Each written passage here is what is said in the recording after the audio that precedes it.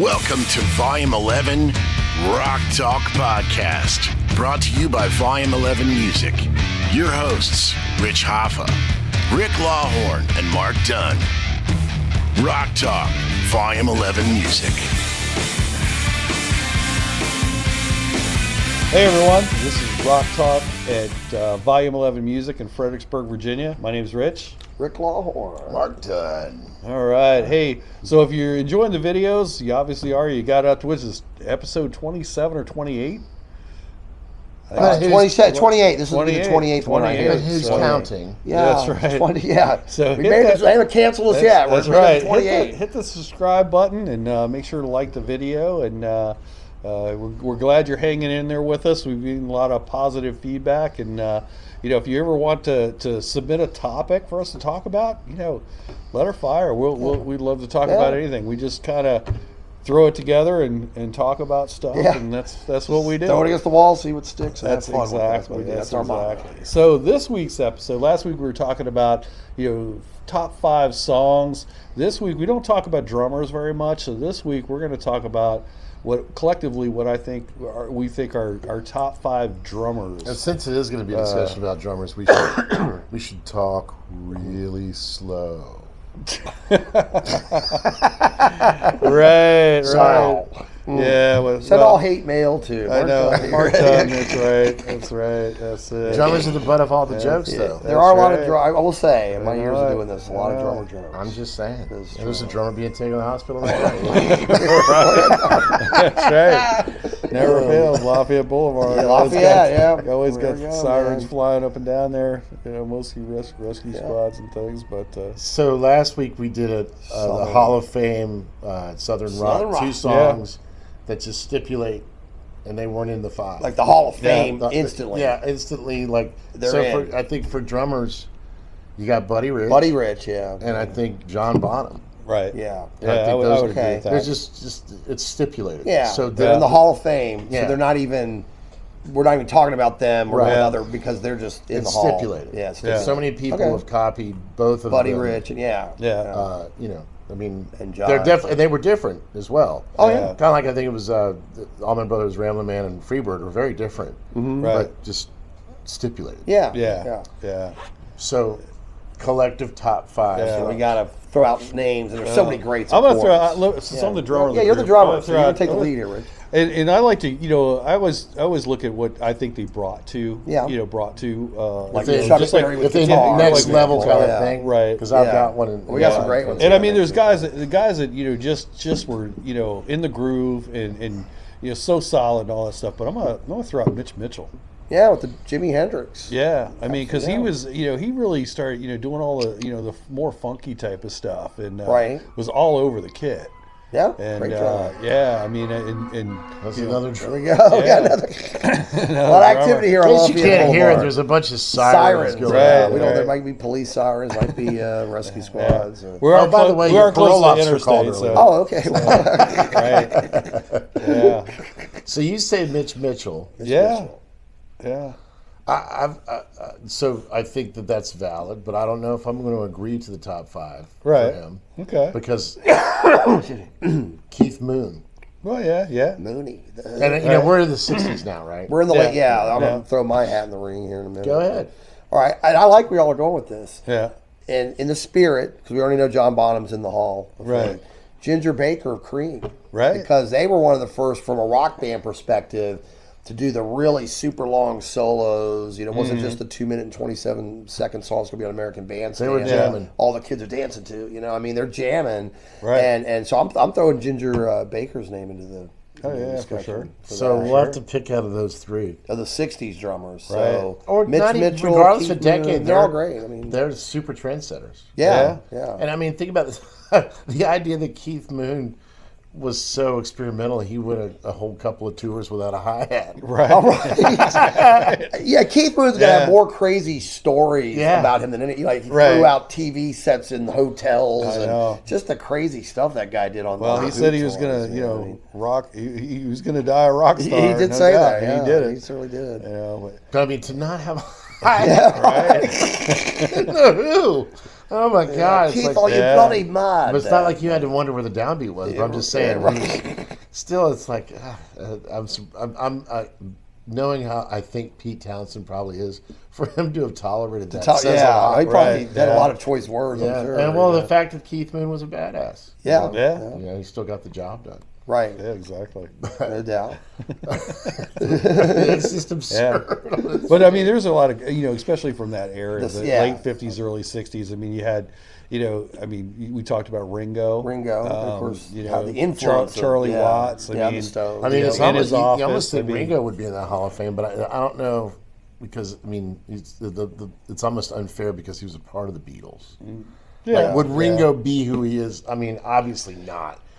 Ringo could be in a band, but would he have been as impactful as a drummer without those songs? Yeah. Because Ringo's parts are amazing. Yeah. Yeah, no. The Beatles were just great writers. The writing and they were just incredible writers. And you can make the argument because, I know a lot of drummers that personally in the area, I guess we all do, that grew up in the 60s. And somebody, man, I saw the Beatles on the Ed Sullivan Show back in 1964. And that got me wanting to play the drums. So, you got to tip the hat to Ringo. Yeah. The influence, just that he, sparked so many, at the time, kids of the mid-60s into playing a drum kit. He's also left-handed, and his mom made him do everything right. Right-handed, So I think fun might fact have there. been a unique sound and approach for him. Mm-hmm. But, when you listen to Ringo play, and also Keith Moon, and also Ginger Baker, and also Mitch Mitchell, if you listen to all four of them, even in the same time frame, their approach on drums was really symphonic. Right. Mm-hmm. It wasn't just right. No, it was. I think the least technical thing Ginger Baker ever played with Cream was Crossroads. Right. Yeah. Like that kind of thing. Right. But when you listen to how much they would keep time but play over the measures, it's really jazz. Those guys were like jazz. Well, they were listening to jazz players, I think, too. They didn't really have a whole lot of rock and roll. They had some, but I'm sure they were all listening to all the great jazz drummers. Right. It was all, it was jazz influenced. All of it was jazz. And Ringo has a swing. Yeah. But that's people. That's it's that intrinsic value of a person, like we were talking about with Bruce and that particular lick. Right. Definitely. But if you hear you know what's coming next. Yeah. Right. Yeah. Exactly. It's like Good point. Yeah. Sets the song up. Really plays and sets that song up really good. Come together. Yeah. Yeah. Those little fills and whatnot. So I don't know how Ringo isn't going to be on the top 5. Yeah, for sure. Yeah. For sure. So you got a top 5 right there out of the 60s. Well, I know, we haven't even got to 70s. No. I'm a big Black Sabbath fan. Oh yeah, and Bill Ward. Bill Ward. Absolutely. Gosh, all the because he's jazz influenced as well. A lot of jazz. I'm going to go ahead and say this right now. It's probably going to piss some people off. Lars Ulrich is not going to be on this list. Right. That's it.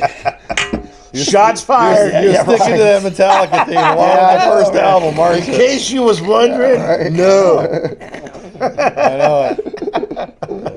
Yeah, I eliminated my song that I don't like when it came on the radio. I went over there, and turned the power off. I go, well, didn't have to listen to that. Yeah, no time for that. No time for that. But there's a lot you can throw out there. Well, I would ask the same question of Bill Ward. Right. Okay. That band, it's almost like the U2 effect. Right. None of those guys are great players, but they're incredible players. Right. Yeah. And it's because of the collective. So the synergy of how they work together. Yeah. Is Bill Ward? Is Bill Ward like what he is because of Black Sabbath, or would he have exuded that in another situation? You know what I mean? Right. Yeah. But it's the same thing when you throw out Neil Peart. Oh well, he's in the top 5. He's definitely in the top 5. Neil, no doubt. He might have to be on. Yeah, I was gonna say, we almost have to put him in the Hall of Fame too. It's so like good, when you think of Rush. It's we talked about that about 2 weeks. He's not in the top 5. He's in the Hall of Fame. Yeah. All right, we were elevating Neil. So we got Neil, we got John Bonham, and Buddy Rich. Yeah, those are the 3. Let's stipulate in the Hall of Fame. Yeah, that makes sense. Because that's the same thing. When you look at Rush, you're always thinking about Neil Peart first and Geddy Lee. Yeah. And Alex is kind of lost in the and it's kind of weird because most rock bands. No, I mean, I'm definitely a great guitar player, but usually a lot of the other bands, like you talk about Van Halen, Eddie Van Halen, but with Rush, usually it's going to be Geddy or Neil. And they sounded like Black Sabbath on the first album. I've said that, and some of those riffs, like Working Man, it took me 10 years of hearing it on the radio to finally realize it's not a Black Sabbath. Yeah, right. And so honorary Sabbath riff there. And when you don't know till Geddy starts singing. Yeah. But that when Neil joined the band, it was immediately a different band. Yeah. He brought a whole new dimension to what they and he wrote the lyrics. Right. Here, how about these? Yeah. So it's a totally different band. Yeah, and his stature on being able to it's kind of hard to use Eddie Van Halen as a comparable note or an analogy, but Neil Peart made people want to go play the drums. Right, yeah. Like Eddie did. In my generational group, like in the early 80s, musicians, they were like, hey, man, I love Eddie Van Halen, I want to play guitar, and the drummer, no, I want to play drums because of Neil Peart. It was athletic, and it was challenging and hard to do, and, that's why I think he's kind of like in that role. So we've got, we need to cut off one of the ones between Moon, Mitchell, Baker, and Ringo's in. So Ringo's not a part of that. Yeah. So if you're gonna, one of the ones. I've got mine. Yeah, I'd vote to make it Keith Moon because Mitchell only made 3 records really. I go with Keith. I mean, it was pretty chaotic but cool what he brought to all those tunes. He's all over the place, but in a cool way. Well, I think he's a huge part of that sound from when they were all really dolled up playing Pictures of Lily. To My Generation to Tommy. Yeah, I mean, those are symphonic drums. Right. Very much so. Right. So I'd go with that. Yeah, he was the '60s version of the '80s Tommy Lee as far as his antics pretty go. Much. Yeah, pretty much. I mean, So we've got Keith Moon and Ringo. Yeah. So now we move into the 70s, and you're fighting for. Well, we've already got Bill Ward on the list for 7. We're in the early 70s. Stuart Copeland. Okay, for the late 70s with the Police. Yeah, I mean, I go with that. I'm throwing out. Okay, my hat into the arena here. I'm going to say Ian Pace of Deep Purple. Yeah. Because listen to those Deep Purple records. I mean, that's almost like Buddy Rich hard rock drumming. Some of that stuff. There's intros of like Fireball. Exactly. And not only is Lars not going to be on this list, I'm also not. I'm not going to say Alex Van Halen, and not because I don't love Alex playing, but I'll come back to that. I want to make sure I got that in. I'm being a fair-minded player. Right. I know it. So all the hate mail we're going to have from Mark's anti-Metallica. It just is what it is. I mean, Mark's anti-Metallica. I'll stipulate the guy can throw his wallet at me and probably decapitate me. I mean, he's made a lot of money being that drummer. But Lars he fits Metallica. It's yes, what he does. It's what he does. I mean, Lars is Lars. Lars is Lars. Yeah. And all that. So we're in the 70s. So we got Deep Purple, Ian Pace. We got Bill Ward. Bill Ward. How about Simon Phillips on the jazz? Oh yeah, Simon. Bernard Purdy. Yeah, there's some great ones. Phil Rudd. Just basic, straight up. Yeah, man. I love Phil Rudd. I mean, how do you not put Phil Rudd in there? But I mean, just straight up rock and roll. But here's the argument. And we're not talking about technical. No, just a great rock and roll drummer. But of course, and my point is because in my opinion, the drummer is the bus driver. The drummer's the most important person in the band. The drummer runs the show. It's the drummer's band on stage. I don't care what the band's name is. Yeah. So, I mean, is that again a product of the songs? And is he just fortunate enough to be a 2 and 4 backbeat playing, but perfect all the time? Well, when you look at the rhythm section of AC/DC, I mean, the bass lines aren't difficult, right? I mean, straight ahead rock and roll. But the 3 of those guys with Malcolm, just the way collective it worked. the way it works. It's like Phil's ever played a double stroke. It's just straight ahead. You just sit there. You've got that rhythm section, and then you've got Angus and in the singing and but you've got in the way that they were on stage as well. It was separated. It's those guys they would step up and sing and sit back, and the 3 of them were back there together. And Angus is doing his thing, and you got Bon Scott or Brian Johnson. I have to say, man, Phil's part of the collective, like Larry Mullen is part of the U2 collective. Love him, and he's great at what he does. Yeah. But everyone we've talked about so far could have done that gig. Oh yeah. Yeah. That's all I'm saying. Yeah, no sure. disrespect. Right. No, yeah, just for stating facts. Tell For it sure. like it is. For sure. Its fans. But I mean, like when I was talking about U2, Larry Yeah. Mullen. I mean, he's Phil Rudd. Right. You know, but in that same idea, That it's same about thing, it's just the collective. Yeah, and how it fits into that band. Yeah. And I can respect that. I can totally dig that. Because it takes musicians, and being serious, to really understand how good Phil Rudd is. Right. Yeah. As opposed to people that are not musicians will listen to Rush and know that Neil Peart is a monster. Right. Right. You know what I mean? Sure. Yeah, I do sure. totally know what you mean. That's what I'm Yeah. Yeah. So no disrespect to Phil Rudd. but I think And the other thing I want to say, just to piggyback on the comments here, is that if you're in a basic, just fun, straight, driving rock and roll band, as much as I love crazy jazz drumming and progressive rock drumming and odd time signatures, I don't want to hear that if it's just straight out fun rock and roll and everybody's just jumping up and down the dance floor having a good time. I want Phil Rudd, you know. Yeah.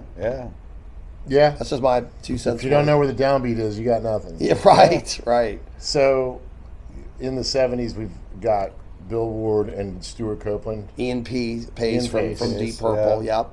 And then I guess Phil, because that's late 70s, mid to late 70s with AC/DC. I think Phil's just is not just but as his prominence is from the collective. Yeah. I don't. This is shameful to admit, but I don't know enough Black Sabbath to have really delved into Bill Ward. Yeah. Well, I've heard all the it's stuff one of that those everybody things. I hears. mean, the stuff as far as drumming, it's not. I mean, it's not just your straightforward. There's different time signatures and stuff in there. It's just, he throws a lot of jazz stuff in there. He plays over measures. It's different. It's not easy to play. I mean, there's a lot. And I like your comments. I do agree. And I'm going to add this too.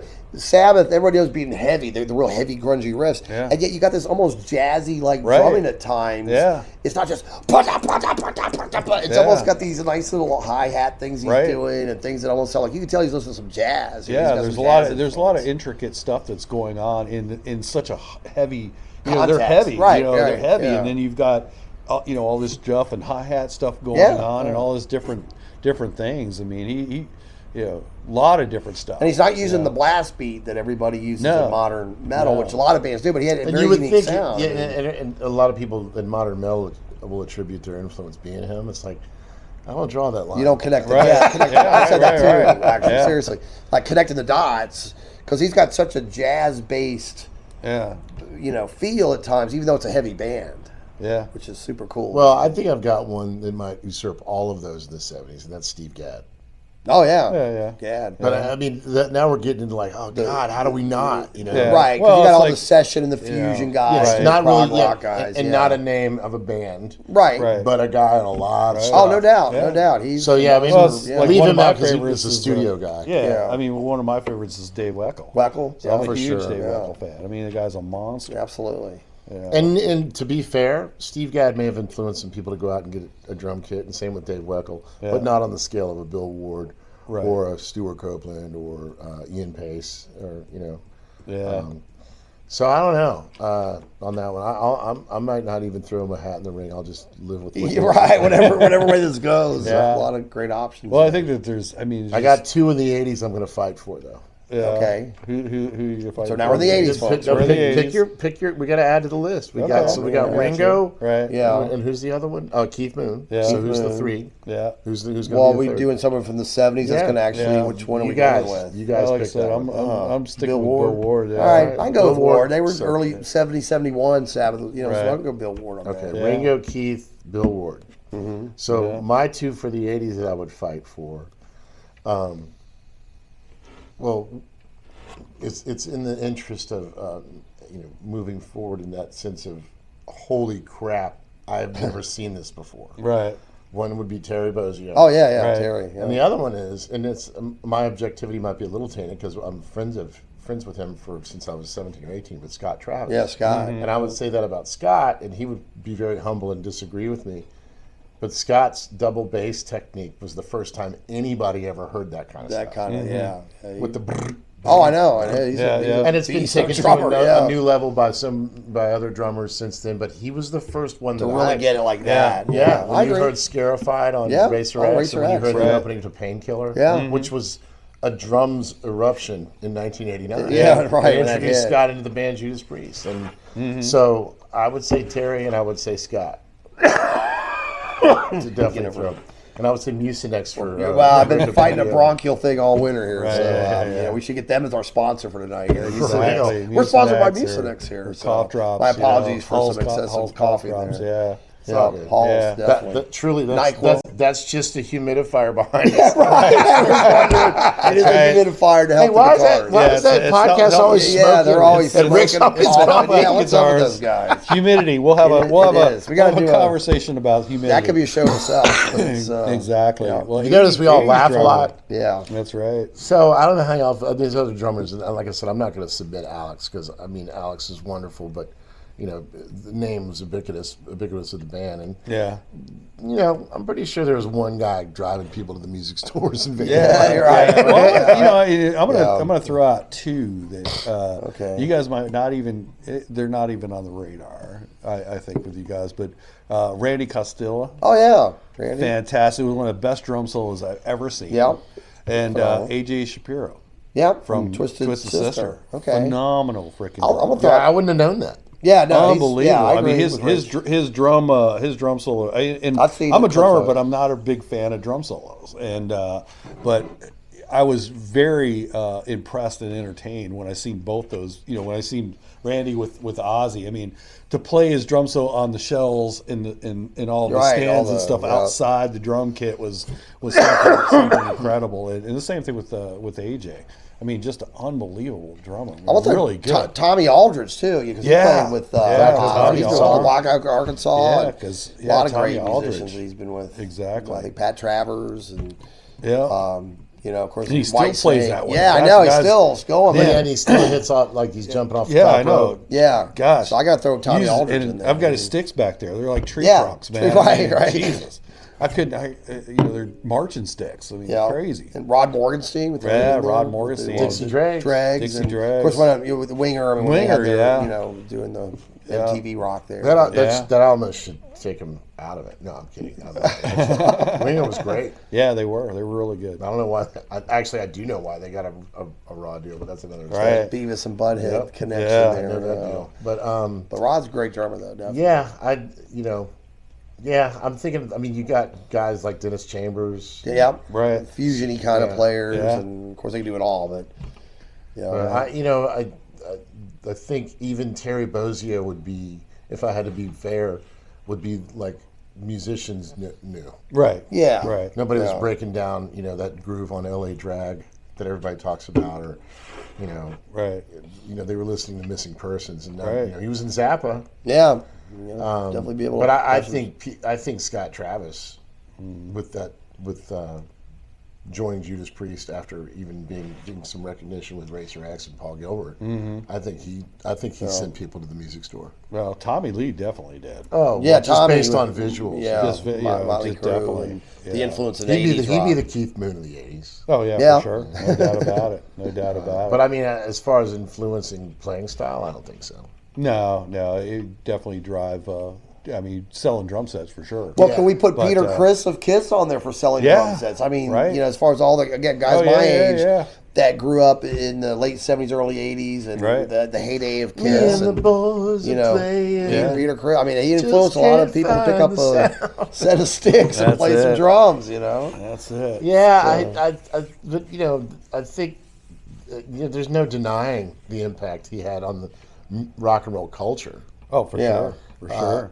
And then critical me, has to ask the question: if he hadn't been wearing makeup, would they have ever done anything? Right. Right. I don't know. Yeah. Because if you're going to be fair, some of those songs are god awful. Yeah. And even Gene would tell you that. Yeah. But I don't know. I mean, That's a tough one for me because I almost feel like Kiss about how I feel like Metallica. Right. But I don't know. I think it's a fair one to bring up because they were huge. Well, just from the like, hey, I'm 14 years old. I want to play drums. Right. I like Kiss. But Peter Criss, I wanna pick up again, some too, sticks. you got some That's of that jazz. 1976, He's got that jazz influence as well. Yeah. There's a lot of shuffle stuff going on in there, and all that stuff. So, there's a lot of different drummers. But I mean, I think, especially in the 70s and 80s, or 70s. Well, 70, yeah, 80s, Bill Bruford, King Crimson, and Yes. Right. I mean, all the progressive rock stuff. Billy Cobb and Mahavishnu Orchestra. I mean, phenomenal, groundbreaking drumming as far as just the techniques and the innovations that they were bringing. Oh, yeah, for sure. Sounds that had never really been. But again, heard. so I know we didn't set this as a predicate, but the influence that they had on musicians is vast. Yeah. But I think those influences were felt by those musicians after they'd already bought their kit. Yeah. Maybe Peter Criss sent them to the store to buy. Right. Well, that's it. I mean, because you're it's just like anything else. I mean, that's up here as far as playing ability. It's so you're going to start what got you With into the basic it, things that kind of elevate from there. Exactly. So we got Ringo, Yeah. Bill Ward for the early Ward 70s, and Keith Moon. And I still like my 80s Scott Travis. But Yeah, okay, Yeah. we'll put Scott on there. Yeah, he's a great drummer. I mean, Yeah. Again, so a lot of good ones to pick from here. And again, because it was new. Right. Yeah. And also in joining another band that was already huge. Right. And to make people go. And I would argue that Painkiller, Judas Priest sounded different than Any other thing And they've I ever don't mean done. just on the drums. Yeah. It was a whole new band again. Yeah, Right. yeah. Right. First time I ever heard that album, I was like, I was just shocked. Like that's what they're doing now. Why was so different? Rob from Halford's yeah, voice on you know. that went to a whole new level. Yeah, Yeah. some crazy. So strings that's there, four man. of them. So He was the fifth. He's the Man. fifth. Oh boy. Yeah, it's hard. Like I said, I mean, there's a lot of great names out there. There I mean, is. So it's, especially if you're digging into the '80s. I mean, but Dave Grohl. I could go with that Right, because could go with I was that. teaching guitar actively in the early Right. 90s, and there's no question about it. When we got to late 1991, early 1992, Nirvana was definitely the biggest band going, Yeah. and every kid I knew that was teaching, they wanted to learn Kurt Cobain riffs on guitar, and their buddy was playing drums, wanted to learn those Dave Grohl beats, and of course the career length he's Whether had. you like Nirvana or not, he's no matter what your a feelings monster are. drummer. Right. No argument here on that. Yeah. And of course, with the Foo Fighters and what he's done years with them. Well, I so. mean, you look at, and if you want to get, kind of newer to newer, I mean, look at what Shannon Larkin does, and I love it when they do that dueling drums. I mean, that's pretty wild pretty stuff, special. You got Sonny Erna and Godsmack. Godsmack. Oh, Sully and Sully. Shannon Larkin. I mean, Shannon's a great drummer. Oh, he's a great drummer. I mean, I can remember going to Cool Springs Landing. Back in the I was day, too young to get in, yeah. and I'd go sit there in the parking lot and listen to Wrathchild. Wrathchild, And yeah. No kidding, they were he's the drummer from Wrathchild? Yeah. I had no idea. Yeah, and they were so loud that you could see the building was breathing because all the paneling down the side would go like this. When you hit the bass drum, you could hear That's it. a Rockwell show. Rickety. Oh my gosh, they were. Because they were Wrathchild, then they became massive. Wrathchild America. Remember they had that because there was another Wrathchild over in England, and they were getting, I guess, sued over the name. Oh, of that it. Aerosmith song. I want the Wrathchild. Yeah, right. Yeah. So who are we going to stick on there for number 5? I'd go with any of those. I mean, I don't know. I mean, Dave, but I'm trying to think if there's anybody that was prominent. And are we leaving out any women? I mean, that would fill that role. I don't know. I mean, Sheila E. is really more of a percussion. Yeah, percussion. Right, She's phenomenal. Of course. Yeah. That doesn't. I mean, I've seen her play a kid. Yeah. Well, Karen Carpenter, right? She was a She was drummer. great. She was phenomenal. Yeah, Karen Carpenter was great. Yeah, man. I never knew that when I was good. younger, but I see, Right. heard that she drummed that. I saw some clips, and she was She phenomenal. was really good. Yeah, real good drummer. I don't know. Is there somebody in the studio that we're missing that would be prominent like that? No, well, I mean, if you're talking studio, I mean, then you're looking at Gadd or Steve Gadd or Weckl or I mean, you think about Gadd, he's been on everything. Yeah. Oh, from absolutely. Paul Simon to maybe even a Black Sabbath. Yeah. I don't know, man. I mean, the impact on culture. Right, a drummer for Journey. Steve Smith. Yeah. I mean, Yeah, real good drummer. Fantastic, but influence on culture. Right. Yeah. I'm just trying to think if there are songs that I'm missing where the drum beat is so Prominent. Yeah, like it's the drive. Okay, Roger Taylor of Queen.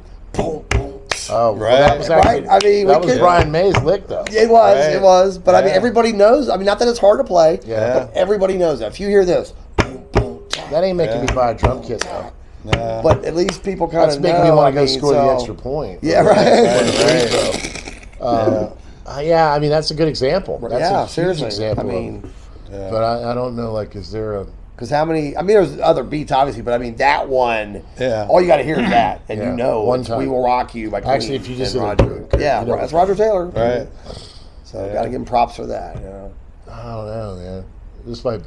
We might want to do a live Maybe a one part. of these. I don't know. Yeah, right. Call in. We might have to. We Bring might in have to some, make this a like, cash two-part. cab. Two-part, yeah. two-part We'll come back episode. to a feature episode. This is the longest episode yet. Oh, I'm there's watching probably the time. well, then, 40 minutes. Why don't we do this? So we've got Right. the 4. Right. So it's up to the people. Oh, we're gonna throw it Yeah, to the there people. you go. us the You 5. guys Yeah. pick number 5. We're gonna let you. So That's we've got it. Ringo, Keith Moon, Yeah. Bill Bill Ward, Ward, Scott Travis. Scott Travis. Who's number 5? Yeah. Number you 5. picked number 5. Wow. So I like it. Message us in the comments, and we'll take it. Take a look at the comments, and we'll even Put on a future. put it episode in there. the follow up video. Yeah. Follow up Might have podcast to open up after a that. Google so. number text line. Right. So everybody can just text us real time. Right, Right, exactly. So that's it for this week's episode of Rock Talk. Where are you guys playing at?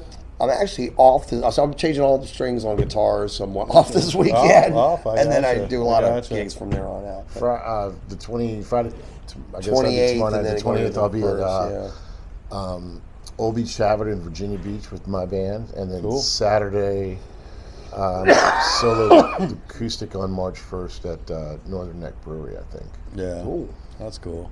And I won't be doing any of that. Aren't you glad he told you that? I'm not I'm not doing any of that stuff. I'm going to be running the store, loading stuff on the website.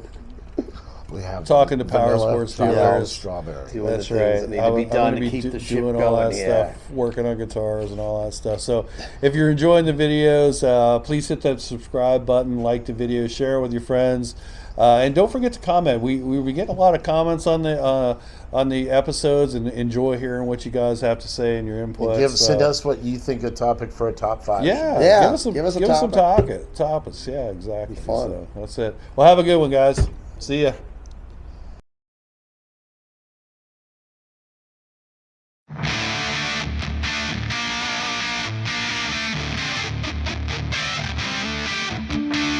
This has been an episode of Volume 11 Rock Talk Podcast, brought to you by Volume 11 Music.